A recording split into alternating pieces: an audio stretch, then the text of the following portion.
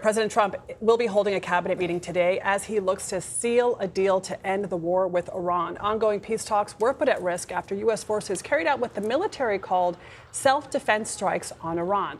Tehran threatened to retaliate. But today, an Iranian Revolutionary Guard official said the possibility of a renewed war with the U.S. is low. CBS News White House reporter Aaron Navarro joins us now from our D.C. bureau. Aaron, what can we expect today on Iran, if anything, at the cabinet meeting?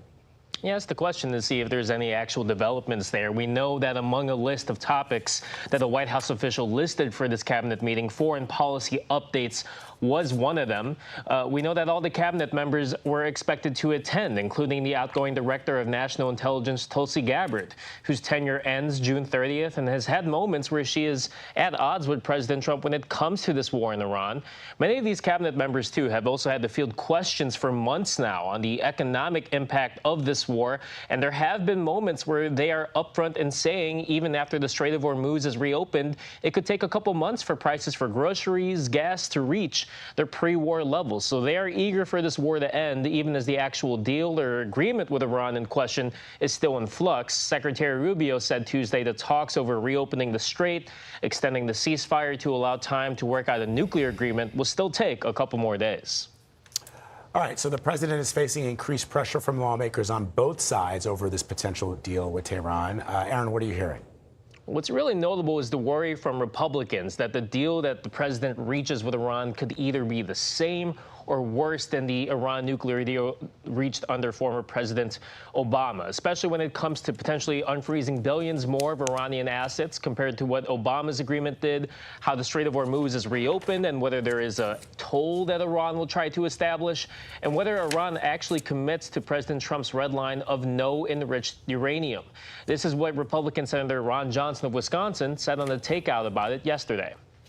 We cannot allow Iran to become a nuclear power. That's the bottom line.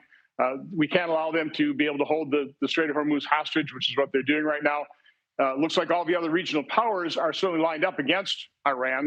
Now, at the end of the day, these are Republican members of Congress who are reiterating they are happy the president took this action against Iran, even if it's been politically harmful for the midterms. But from Ron Johnson to Ted Cruz to Lindsey Graham, there is clear concern from Republicans in Congress over what the deal will actually look like. All right, Aaron Navarro for us in Washington. Thank you. I want to bring in CBS News national security analyst Aaron MacLean. Aaron, yesterday you told us we were witnessing the theater of the absurd as we talked about the potential peace deals with Iran while they continue to lay sea mines, while there is still fighting, in other words, in the form of what we've seen happening in the Strait of Hormuz.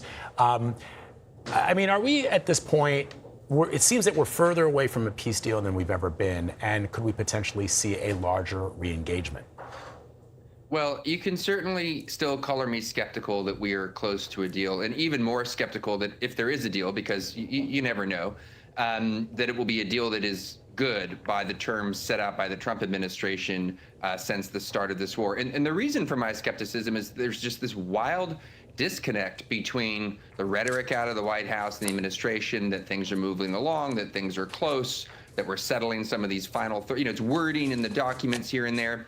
And then you zoom out, you listen to what the supreme leader is saying via statement from his hideaway in Iran. He still seeks the destruction of the state of Israel. He wants American forces evicted from bases in the Middle East. Iran will not give up the so-called nuclear dust, et cetera. And then last point, you see what's happening in the Strait of Hormuz. We had a ship struck in an explosion yesterday. The day before that, we had an attempt, it seems, at mine laying by the Iranians and an exchange of fire between U.S. forces and Iran. These are not the conditions in which you would expect a good deal to emerge. So, Aaron, the president said over the weekend that we could potentially return to the battlefront if a deal is not reached. And as you pointed out, it really does feel like we're always coming back to the same points here.